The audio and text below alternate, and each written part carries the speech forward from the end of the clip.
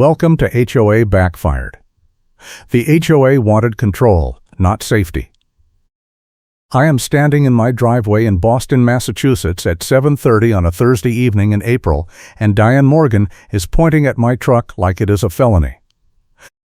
She is yelling, "You are not authorized to park that vehicle overnight in a guest space, and you know it." I do not negotiate with violations. I moved to Hillcrest Landing 6 months ago because the job market for construction project coordinators was good here and the neighborhood looked quiet. The HOA sold itself as low drama. That lasted about 3 weeks. Diane is the treasurer, and she treats enforcement like a personal mission. She has a portable thermal printer in her hand right now, the kind that spits out instant notices, and she is already keying something in. I say, "That is not a guest space. That is my assigned spot. You sent the parking map 2 months ago." She does not even look up. "We updated the map. You were notified." I was not notified. I check my email every day. I have not seen a new map. She taps the printer, and a slip of paper rolls out. She tears it off and shoves it at me. "This is your final courtesy notice. If that truck is not moved to a compliant location by midnight tonight, it will be towed at owner expense. No exceptions." I take the slip. It is warm from the printer. The text is tiny, but I can see a fee schedule at the bottom. $250 administrative fee plus towing and storage. I say, "What compliant location? You just said my spot is not compliant anymore." She folds her arms. "That is your problem to solve. I suggest you read the updated rules and find a legal space." I ask where the updated rules are. She says they were mailed. I say I never got them. She says that is not her responsibility. Then she turns and walks back toward her unit, which is 3 doors down, and I am left standing there with a warm piece of paper and no idea what just happened. I go inside and pull up every email from the HOA in the last 4 months. There is nothing about a new parking map. I check my mail stack. Nothing. I look at the HOA website, which is a disaster of broken links and PDFs from 2019. I find an old parking diagram, but it shows my spot as assigned resident parking. I screenshot it. I call my neighbor Eric, who lives across the path. He is a software engineer, works from home, sees everything. I ask if he got a new parking map. He says no. He asks what is going on. I tell him Diane just threatened to tow me. He laughs, but it is not a funny laugh. He says she did the same thing to the family in Unit 14 last month. They had to pay $600 to get their car back, and it turned out the space was legal the whole time. They just gave up and moved. I say, "Did they fight it?" He says, "They tried." The board scheduled the hearing at 10 on a Wednesday morning. Both of them work. They no-showed, so the board voted to uphold the fine by default. That is how Diane operates. She picks impossible times, and if you do not show, you lose. I thank him and hang up. Then I walk back outside. My truck is a work truck. I use it every day. I am in the middle of a foundation repair project in Brookline, and if I do not get the pour scheduled before the rain next week, the whole job pushes back a month. I cannot afford to have my vehicle towed.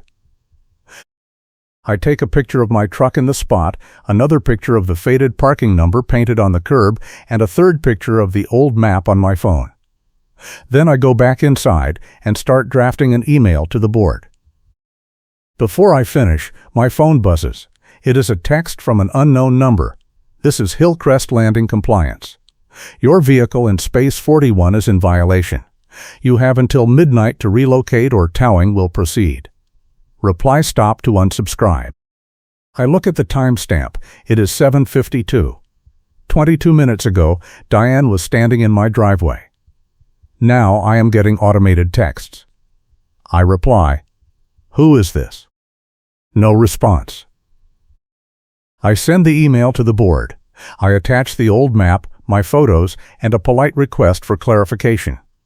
I close with, I would appreciate a chance to resolve this before any towing action is taken. At 8:15, I get a reply from the board secretary, a guy named Paul. He says, "The updated parking map was distributed at the March meeting. If you were not present, it is your responsibility to obtain a copy from the office." I write back, "What office?" There is no office. The HOA does not have a physical office. Paul replies, "The management company office. Hours are 9 to 3, Monday through Thursday." I look at the clock. It is almost 8:30 at night. Even if I drive there right now, they are closed. And tomorrow is Friday. If they are not open Fridays, I am stuck until Monday, which is past the midnight deadline. I grab my keys and drive to the management company address, which is in Dorchester. When I get there, the building is dark. There is a sign on the door that says hours are 9 to 3, Monday through Thursday, just like Paul said. I take a picture of the dark building and the sign. On the drive back, I call my buddy Jake, who is a paralegal. I explain the situation. He says, "Do you have your CC&Rs?" I say, "My what?" He says, "Your covenants, conditions, and restrictions." It is the legal document that governs the HOA. It should spell out the enforcement process. If they are skipping steps, you can fight it.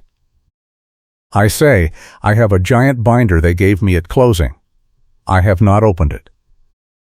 He says, "Open it. Look for the section on fines and violations. There is usually a required notice period and a hearing process. If they are threatening to tow you without following their own rules, you have leverage." I thank him and hang up. When I get home, I pull the binder off the shelf and start flipping through it. It takes me 20 minutes to find the right section. When I do, I almost laugh. The enforcement policy is clear. Before any fine or towing action, the HOA must provide written notice by certified mail, allow 14 days for the owner to respond, and schedule a hearing if the owner disputes the violation. Diane skipped all of that. She handed me a thermal printed slip and gave me 4 hours. I take a picture of the relevant pages. Then I text Eric and ask if he has a video doorbell. He says yes. I ask if it caught Diane in my driveway earlier. He says he will check. 5 minutes later, he texts me a clip. It is Diane walking up my driveway at 7:28, pointing at my truck, and walking away at 7:34. The audio is faint, but you can hear her say, "I do not negotiate with violations." I save the clip. Then I sit down and write a longer email to the board. I attach the enforcement policy pages, the video clip, the photos, and a timeline. I close with, "I am happy to attend a hearing to resolve this, but I will not be towing my vehicle tonight. If the HOA proceeds with an unauthorized tow, I will pursue all available remedies." I hit send at 9:40. At 9:55, my phone rings. It is Diane. She does not say hello. She says, "You are making this much harder than it needs to be." I say, "I am following the process in the CC&Rs. You are the one skipping steps." She says, "The board has the authority to act immediately when a violation creates a safety hazard." I say, "My truck in an assigned parking spot is not a safety hazard." She says, "That is not your assigned spot anymore. The map was updated. If you had attended the meeting, you would know that." I say, "I was not notified of the meeting." She says, "Meetings are posted on the website." I say, "The website has not been updated since 2019. She pauses. Then she says, "You are not the first person I have corrected, and you will not be the last. If you continue to obstruct compliance, the board will take additional action." I say, "What additional action?" She says, "We can file a lien for unpaid fines. We can restrict your access to common areas. We can pursue legal remedies. I suggest you move your truck. I say, I am not moving it. She hangs up. I walk outside and check my truck.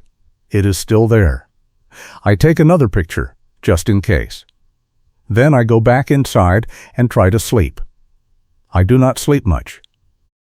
At 6 in the morning, I go outside to leave for work. My truck is still there, but there is a bright orange sticker on the driver's side window. It says unauthorized vehicle. Tow on site. I peel it off, it leaves residue. I take a picture of the residue and the sticker. I drive to the job site in Brookline. The foundation crew is waiting. We spend the morning prepping for the pour, but I keep checking my phone. At 10:30, I get an email from Paul. It says, the board met an emergency session this morning and voted to authorize immediate towing for your vehicle. Please remove it from the property by 5 p.m. today, or towing will proceed. I call Jake again. He says, they are bluffing. They cannot skip the hearing process. If they tow you, sue them. I say, I need my truck. I cannot afford to have it stuck in a tow yard for a week while I fight this. He says, then move it off the property and park it on the street until this is resolved. I say, there is no street parking. The whole neighborhood is permit only, and the HOA controls the permits. He says, that is insane. I say, welcome to Hillcrest Landing. I finish the job at 4 and drive back. When I pull into the neighborhood, I see Diane standing by the entrance sign with a man in a reflective vest. He is holding a clipboard. I park my truck in my spot and walk over. Diane sees me and smiles. She says, this is Roger. He is with Patriot Towing. We have a contract. Roger does not look at me. He is writing something on the clipboard. I say, you are not towing my truck. Diane says, we will see. I say, I have the enforcement policy right here. You skipped the notice period, you skipped the hearing, and you are violating your own rules. She says, the board has discretion in emergencies. I say, this is not an emergency. Roger looks up. He says, ma'am, is this the vehicle? Diane points at my truck. She says, yes. Unit 41. You can proceed. Roger walks toward my truck. I follow him. I say, if you tow that truck, I will file a police report for theft. He stops. He looks at Diane. He says, is there a dispute here? Diane says, no dispute. The owner was notified. Proceed.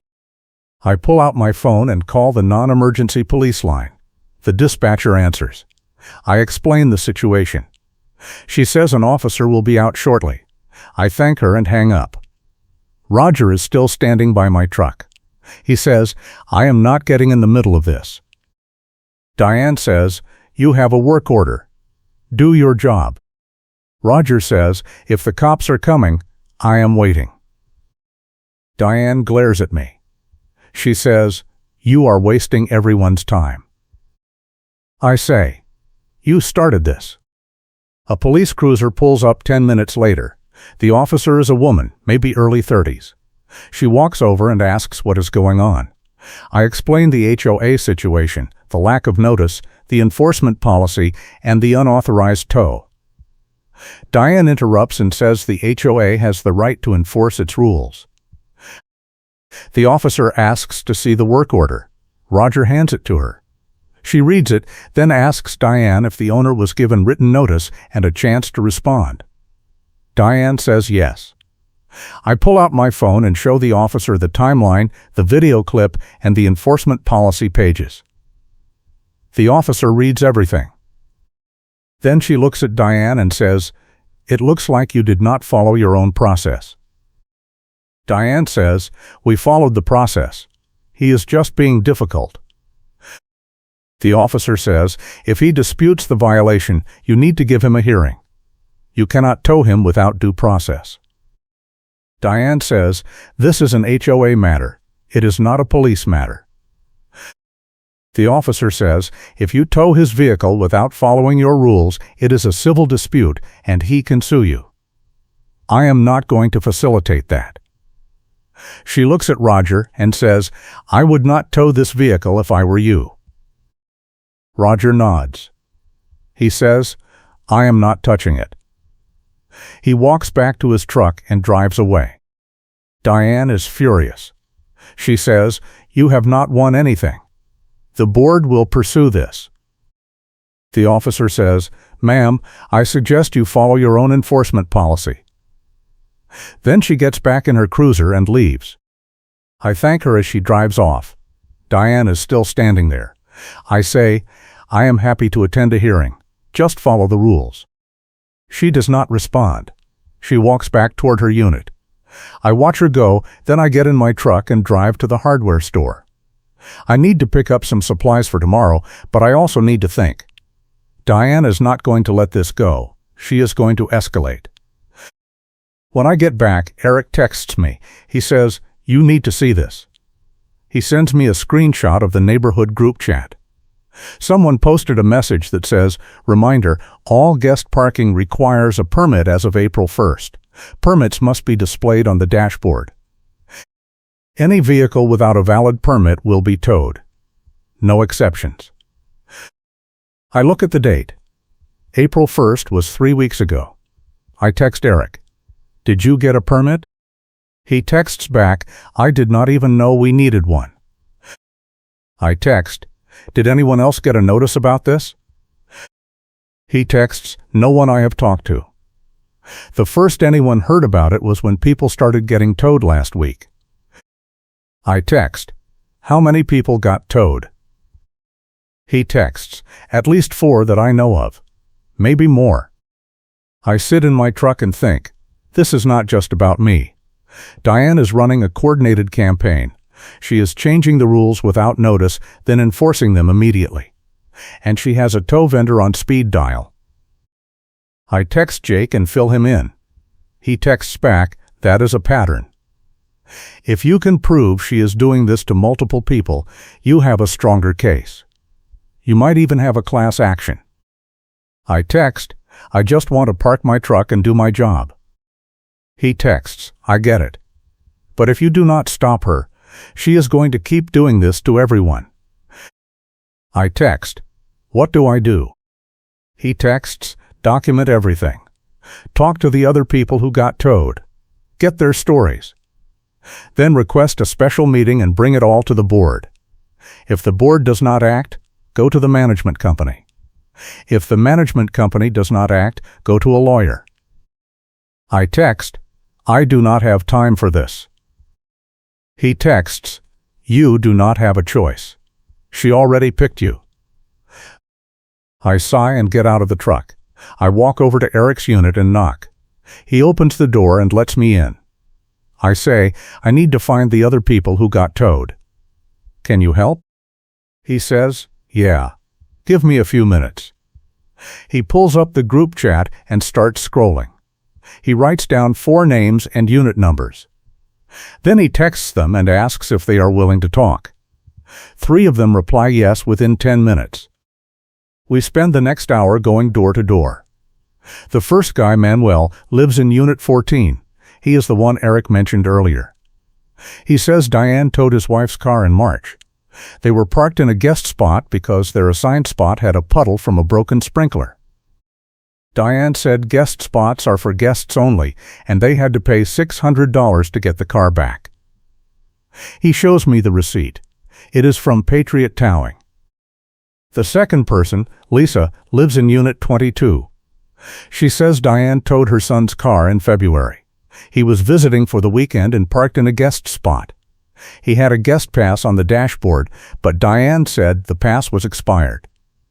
Lisa says the pass was dated for that same weekend. She shows me a photo of the pass. It is clearly valid. She paid $400 to get the car back. Also Patriot Towing. The third person, Greg, lives in Unit 9. He says Diane booted his car in January. He was parked in his assigned spot, but Diane said his vehicle registration was expired. Greg says his registration was not expired.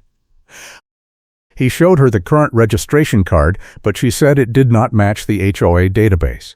He had to pay $150 to get the boot removed. He shows me the receipt. It is from a company called Secure Enforcement Solutions. I look it up on my phone. The owner is listed as Roger Brennan, the same Roger who was here with the tow truck earlier. I take pictures of all the receipts, then I ask if any of them got a certified letter or a hearing before the tow or boot. They all say no. Manuel says he tried to fight it, but the board scheduled the hearing at 10 a.m. on a Wednesday and he could not get off work. Lisa says she did not even know there was a hearing process. Greg says he gave up because it was cheaper to pay the fee than hire a lawyer. I thank them and go back to my unit. I sit down and lay out all the evidence. Diane has towed or booted at least 4 vehicles in the last 3 months. Every time she skipped the notice and hearing process. Every time she used Patriot Towing or Secure Enforcement Solutions.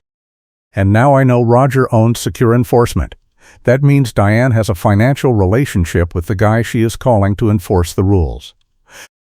I text Jake and send him the photos. He texts back. That is huge. If she is getting kickbacks or has a personal relationship with the vendor, that is a conflict of interest. You need to bring this to the board and demand an audit. I text, the board is not going to listen. Diane controls the board. He texts, then bring it to the management company. I text, the management company does not care. They are not even open most of the time. He texts, then you need to call a special meeting yourself. Check the CC&Rs. If you get enough owners to sign a petition, you can force a meeting. I go back to the binder and find the section on special meetings. It says any owner can call a special meeting if they get signatures from 20% of the owners. There are 48 units in Hillcrest Landing. 20% is 10 signatures. I text Eric and ask if he thinks we can get 10 people. He texts back, after tonight? Yeah. People are pissed. We spend the next 2 days collecting signatures. By Saturday afternoon, we have 12. I draft a petition requesting a special meeting to review HOA enforcement practices, vendor relationships, and the parking map update. I email it to the board and the management company. I also send a copy to every owner in the neighborhood via the group chat. Paul replies on Sunday. He says, the board will schedule a special meeting within 30 days as required by the CC&Rs. I reply, the CC&Rs say within 14 days for a member-requested meeting. He replies, we will review the bylaws and confirm. I do not hear back. On Monday, I get a text from the compliance number again. It says, your vehicle in space 41 remains in violation. Final notice, relocate by Wednesday, April 16th at midnight or towing will proceed without further warning. I screenshot the text and add it to my evidence file. Then I go to work. The foundation pour is scheduled for Tuesday and I need to be on site all day. When I get home Tuesday night, there is another orange sticker on my truck. This one says, final warning, tow authorized April 17th. I peel it off and take a picture. Then I walk over to Eric's unit. I say, did you get any stickers? He says, no. But my car has been in the same spot for 6 months. I think she is only targeting people she does not like. I say, or people who fight back. He says, probably both. On Wednesday morning, I wake up at 5 and check my truck. It is still there. I drive to the job site and spend the day finishing the foundation work. At 3 p.m., I get a call from an unknown number. I answer. A man says, this is Patriot Towing. We are on site at Hillcrest Landing to remove your vehicle. If you want to avoid towing fees, you need to move it in the next 30 minutes. I say, I am not moving it. You do not have authorization to tow me. He says, we have a work order from the HOA. I say, the work order is invalid. The HOA did not follow its own enforcement policy. He says, that is between you and the HOA. We are just doing our job. I say, if you tow my truck, I will file a police report and a lawsuit. He hangs up. I call Eric. I say, is there a tow truck at my spot right now? He says, hold on. He puts me on speaker and walks outside. A few seconds later, he says, yeah, there is a flatbed backing up to your truck. I say, call the police. Non-emergency line. Tell them there is an unauthorized tow in progress. He says, on it. I hang up and start driving. I am 20 minutes away. I call Jake. I say, they are towing me right now. He says, do not panic. If the cops get there before they leave, the tow company will back off. If they leave, you will have to go to the tow yard and file a dispute. I say, I do not have time for a dispute.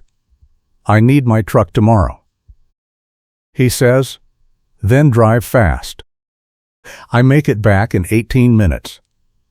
When I pull into the neighborhood, I see the flatbed at the entrance with my truck on the back. Roger is in the cab. Diane is standing next to the driver's door, talking to him. I park my car sideways across the entrance road and get out. Roger sees me and stops. Diane turns around. She says, you are blocking the road. I say, you are stealing my truck. She says, this is a lawful tow. I say, no, it is not. You skipped the hearing process. She pulls out her phone and starts recording me. She says, you are trespassing on HOA property and obstructing a contracted service. I am documenting this for legal purposes. I pull out my phone and start recording her. I say, you are violating your own enforcement policy and towing my vehicle without due process. I am documenting this for legal purposes. She smirks. She says, you can document whatever you want. Your truck is leaving. A police cruiser pulls up behind my car. It is the same officer from last week.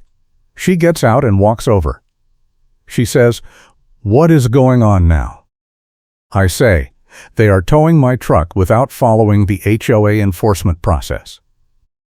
Diane says, we followed the process. He was notified multiple times. The officer looks at me. She says, do you have proof you were not given proper notice? I pull up the enforcement policy pages on my phone and show her.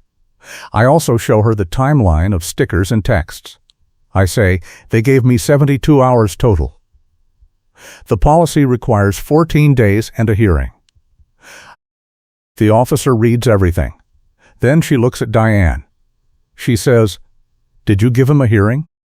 Diane says, he refused to cooperate. The officer says, that is not what I asked. Did you give him a hearing? Diane does not answer. The officer looks at Roger. She says, do you have a signed work order? Roger hands her a piece of paper. She reads it. She says, this is just a service request. It does not have the owner's signature or a court order. Roger says, the HOA authorized it. The officer says, the HOA does not have the authority to tow a vehicle without following its own rules. She hands the paper back to Roger and says, you need to unload that truck. Diane says, this is outrageous. We have the right to enforce our rules. The officer says, you have the right to follow your own process. You did not do that. If you tow this vehicle, the owner can file charges for theft, and I will write a report that supports his claim. She looks at Roger and says, unload the truck. Roger looks at Diane. Diane looks at the officer. The officer does not move. Finally, Roger sighs and starts lowering the flatbed. My truck rolls off. Roger drives away without saying anything. Diane is shaking. She points at me and says, "You are making a huge mistake. The board is going to file a lien against your unit. You are going to lose everything." I say, "Go ahead. I will see you in court." She storms off. The officer walks over to me. She says, "You need to get this resolved. I cannot keep coming out here." I say, "I know. I called a special meeting. The board is stalling." She says, "If they are stalling, file a complaint with the state. Massachusetts has an HOA ombudsman." She hands me a card with a website. She says, "Good luck." I thank her, and she leaves. I get in my truck and drive it to a friend's driveway 3 miles away. I am not parking it at Hillcrest Landing again until this is over. On Thursday, I get an email from Paul. It says, "The board has scheduled a special meeting for May 2nd at 7 p.m. in the clubhouse. Attendance is limited to owners in good standing." I reply, "What does good standing mean?" He replies, "Owners with no outstanding fines or fees." I reply, "I do not have any outstanding fines or fees." He replies, "You have an unpaid administrative fee of $250 for non-compliance with parking regulations." I reply, "I never agreed to that fee. I was not given a hearing." He does not reply. I forward the email to Jake. He says, "They are trying to block you from the meeting. Do not pay the fee. Show up anyway. If they try to kick you out, that is another lawsuit." On Friday, I get a certified letter in the mail. It is from the HOA. It says I owe $250 for the administrative fee, plus a $50 late fee, plus a $25 certified mail fee. Total, $325. Payment is due by April 25th, or the HOA will file a lien. I take a picture of the letter and add it to the file. Then I call the state HOA ombudsman number on the card the officer gave me. I leave a message explaining the situation. A woman calls me back 2 hours later. She says her name is Karen, which almost makes me laugh. She says, "It sounds like your HOA is not following its own governing documents. You can file a formal complaint, and we will investigate." I say, "How long does that take?" She says, "It depends. Usually a few months." I say, "I do not have a few months. They are trying to lien my unit." She says, "If they file a lien without giving you due process, you can challenge it in court. You will probably win, but it will take time and money." I say, "Is there anything faster?"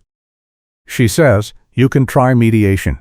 If both parties agree, we can schedule a mediator within a few weeks." I say, "They are not going to agree to mediation." She says, "Then your options are limited. You can file a complaint, hire a lawyer, or try to resolve it internally at the special meeting." I thank her and hang up. I feel stuck. The meeting is not until May 2nd. That is 2 weeks away. In the meantime, Diane is escalating. If you are enjoying this story, please hit the like button and subscribe for more HOA drama. On Saturday, I wake up to a noise outside. I look out the window and see a truck with secure enforcement solutions on the side. Roger is putting a boot on Eric's car. I run outside. I say, "What are you doing?" Roger says, "This vehicle does not have a valid guest permit." I say, "That is not a guest vehicle. That is Eric's car. He lives here." Roger says, "According to the HOA, this vehicle is in violation." Eric comes out. He says, "What is going on?"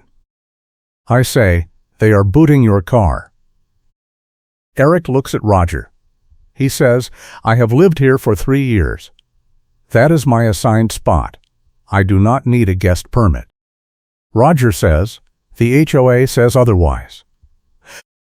Eric pulls out his phone and shows Roger his lease. Roger looks at it and shrugs. He says, "I just follow the work orders." Eric says, "I am not paying to remove that boot." Roger says, "That is between you and the HOA." He gets in his truck and drives away. Eric looks at me. He says, "This is insane." I say, "I know. She is going after anyone who signed the petition." Eric says, "What do we do?" I say, "We wait for the meeting. And we bring everyone." Over the next week, Diane boots 2 more cars. Both belong to people who signed the petition. One of them, Lisa, calls me and says she cannot afford to pay the fee. She is a single mom. I tell her to document everything and not to pay. She says, "What if they tow me?" I say, "They will not. They are trying to scare you." She says, "It is working." On April 25th, the deadline for my payment passes. I do not pay. On April 26th, I get another certified letter. It says the HOA has filed a lien against my unit for failure to pay the outstanding fees. The lien amount is now $400, including a $75 lien filing fee. I forward the letter to Jake. He says, "They filed the lien without giving you a hearing. That is illegal. You can challenge it, but you will need to go to court." I say, "How much will that cost?" He says, "A few thousand probably. Maybe more if it drags out." I say, "I do not have a few thousand." He says, "Then you need to win at the meeting." On May 1st, the day before the meeting, I get a call from Paul. He says, "Just a reminder that tomorrow's meeting is for owners in good standing only. Since you have an outstanding lien, you will not be able to attend." I say, "I am attending. The lien is invalid." He says, "That is not for you to decide. The board has the authority to determine eligibility." I say, "The CC and Rs say any owner can attend a special meeting." He says, "Only if they are in good standing." I say, "I will see you tomorrow." He hangs up. On May 2nd, I park at my friend's house and walk to the clubhouse. It is a small building at the center of the neighborhood with a meeting room and a kitchenette. When I get there, the parking lot is packed. There are at least 30 people inside. Eric is there. Manuel, Lisa, and Greg are there. A bunch of other people I do not recognize are there. Diane is standing at the front of the room with Paul and 2 other board members. She sees me and says, "You are not allowed to be here." I say, "I am an owner. I have the right to attend." She says, "You have a lien. You are not in good standing." I say, "The lien is invalid. You did not give me a hearing." She says, "The lien is valid. If you do not leave, I will call the police." I say, "Go ahead." She pulls out her phone. Before she can dial, Eric stands up. He says, "If he leaves, we all leave." Manuel stands up. He says, "Yeah. This whole thing is a sham." Lisa stands up. She says, "You have been targeting us for months. We are not leaving." Diane looks around the room. More than half the people are standing. She puts her phone down. She says, "Fine. But you are not allowed to speak." I say, "The agenda says this is an open meeting. I have the right to speak." Paul says, "The board controls the agenda. If you disrupt the meeting, you will be removed." I sit down. Diane clears her throat and starts reading from a script. She says, "This meeting was called to address concerns about HOA enforcement practices. The board has reviewed the concerns and determined that all enforcement actions were conducted in accordance with our governing documents. We are here tonight to clarify any misunderstandings and reaffirm the board's authority to manage the community." I raise my hand. Diane ignores me. I say, "I have a question." She says, "You are not recognized." I say, "You just said all enforcement actions were conducted in accordance with the governing documents." That is false. You skipped the notice period, you skipped the hearing process, and you filed a lien without due process. Diane says, "That is your opinion." I say, "It is not an opinion. I have proof." She says, "You are out of order." I stand up and pull out a folder. I say, "I have copies of the enforcement policy, timelines, receipts, and witness statements. I also have evidence that you have a financial relationship with Patriot Towing and Secure Enforcement Solutions. That is a conflict of interest." The room goes quiet. Diane's face turns red. She says, "That is a baseless accusation." I say, "Roger Brennan owns Secure Enforcement Solutions. You have called him at least 6 times in the last 3 months. I have the call logs." Diane says, "How did you get call logs?" I say, "Public records request." The HOA is required to keep records of vendor contracts. I requested them last week. The management company sent them to me this morning. That is not entirely true. I do not have the call logs yet. But I filed the request, and I am betting Diane does not know that. She looks at Paul. Paul looks at the other board members. No one says anything. I say, "I also have statements from 4 owners who were towed or booted without proper notice. Every single one of them was charged by Patriot Towing or Secure Enforcement. That is not a coincidence." Diane says, "We use those vendors because they are reliable." I say, "Or because you are getting kickbacks." She slams her hand on the table. She says, "That is defamation. I will sue you." I say, "Go ahead. Discovery will be fun." Eric stands up. He says, "I want to see the vendor contracts. If Diane has a financial relationship with these companies, she needs to disclose it." Manuel says, "Yeah. And I want a refund for the tow fee I paid. You said my parking spot was illegal, but it was not." Lisa says, "Same. I paid $400 for a tow that never should have happened." Greg says, "And I paid $150 for a boot. You said my registration was expired." It was not. More people start talking. The room gets loud. Diane is trying to speak, but no one is listening. Paul stands up and says, "Everyone calm down. We can address these concerns in an orderly fashion." I say, "No. We are done with orderly fashion. You have been ignoring us for months. We want answers now." Paul says, "This meeting is adjourned." Eric says, "You cannot adjourn a member-called meeting. The CC and Rs say the members control the agenda." Paul looks at the binder in front of him. He flips through it. He does not say anything. I say, "I move to suspend the current board pending an independent audit of HOA finances and vendor relationships." Lisa says, "I second." Paul says, "That is not a valid motion." I say, "It is in the bylaws." Section 12. Any member can move to suspend a board member for cause. If the motion is seconded and approved by a majority vote, the suspension takes effect immediately. Paul says, "You need to provide cause."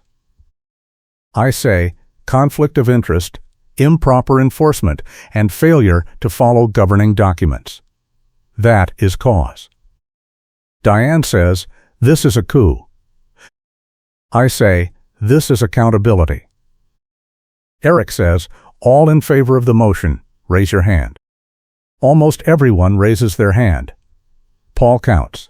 He says, 22 in favor. The motion passes. Diane stands up. She says, "This is not over. I will challenge this vote." I say, "You are suspended. You do not have the authority to challenge anything." She grabs her bag and walks out. The other 2 board members follow her. Paul stays. He says, "What happens now?" I say, "We elect an interim board and we hire an independent auditor. Then we rewrite the enforcement policy so this never happens again." Paul nods. He says, "I will draft a proposal." The meeting continues for another hour. We elect 3 new interim board members. Eric is one of them. We also vote to terminate the contracts with Patriot Towing and Secure Enforcement Solutions, effective immediately. And we vote to refund everyone who was towed or booted in the last 6 months. When the meeting ends, people come up to me and shake my hand. Lisa hugs me. She says, "Thank you. I thought I was going to lose my car." Manuel says, "You saved us." Greg says, "That was incredible."